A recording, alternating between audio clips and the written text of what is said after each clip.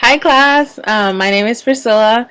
Today I will be discussing my cultural baggage, things that I identify with that make me me. And I don't know if you guys can tell, many people always ask, oh, what race are you? And then they proceed to ask me if I'm sure. I'm 100% sure I'm Hispanic. I'm not Pacific Islander or Filipino, but people often think that I am. So today I will be discussing what I identify with as being a Hispanic female. This is the bag that I'm using. It is an Unleashed bag because my dogs just got some goodies. The first item I will be discussing is things that identify my race and ethnic group. A big thing for Mexican culture is wearing boots. The men and the women wear boots. So I brought my little shot glass, and it says Mexico, and it's a boot. And you can see the shot glass, which is another cultural thing. Hispanic people like to drink, preferably tequila. So that is one thing that identifies with my race and ethnic group, because a lot of people in Mexico will be wearing boots and the hats, but I didn't have the hat. So the next thing I will be discussing is a phrase that is often said by many Hispanic mothers to their children when they're acting up. So I found this online. It says, La Chancleta, shaping Hispanic kids for a better tomorrow. Which my mother and father often spanked me or threw that, whatever was close in the vicinity. But Hispanic culture really identifies with spanking kids, and that is the form of punishment and to shape their kids to be better. They really feel that punishment will make their kids be better. I kind of agree with that. I turned out alright, so. And to go along with that, I have my boyfriend's chancla as a demonstration.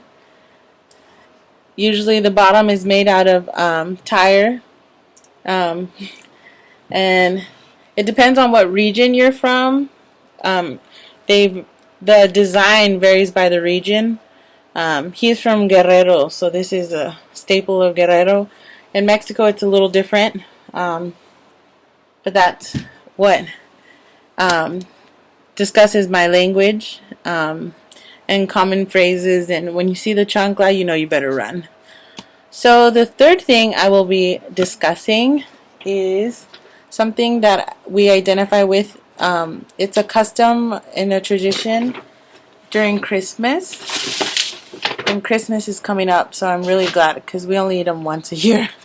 And that is tamales. My mom, she always makes them every Christmas. Everybody has to help out because she makes a lot. And my mom's are actually bigger than that. She makes them like footballs, but they're really good. One is enough. And this is a book I read growing up, Too Many Tamales.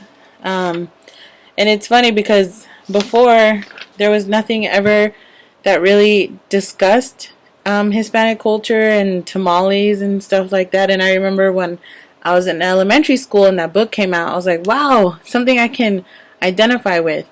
And I feel like there needs to be more books that make kids feel accepted by discussing other traditions and cultures. And that is one that is a Hispanic tradition, is making tamales at Christmas. The next thing I will be talking about is food. I was going to do ceviche, but somebody ate it. So now I'm going to show something that I use almost every day in all my cooking. So it is very part of Hispanic culture. And that is jalapeno. We use this in almost everything. I use it to make my rice, my soups, to flavor the carne asada, chicken. It's used in everything and almost every meal. So that is something that we eat often in Hispanic culture. And the last thing I will be talking about is music. And one thing that I grew up with, a musical artist that I grew up with, she was very popular, was Selena. I love Selena. She was very important in my upbringing because I'm a singer. So having a female Hispanic role model that sang and was also known worldwide, because even she's popular here in America too, that really shaped who I am today. And I wish there was more Latinas singing in our genre, but there's not really. There's Beyonce and stuff like that, but Latinas there's not really. So I feel like there's a need in that. For some reason they're not popular in American culture. But Selena was very vital to my upbringing, and it shaped, her music definitely shaped who I am. Because she sang cumbia, she sang the traditional folklore music, which is the banda and the mariachi, so that it was very quintessential in my upbringing.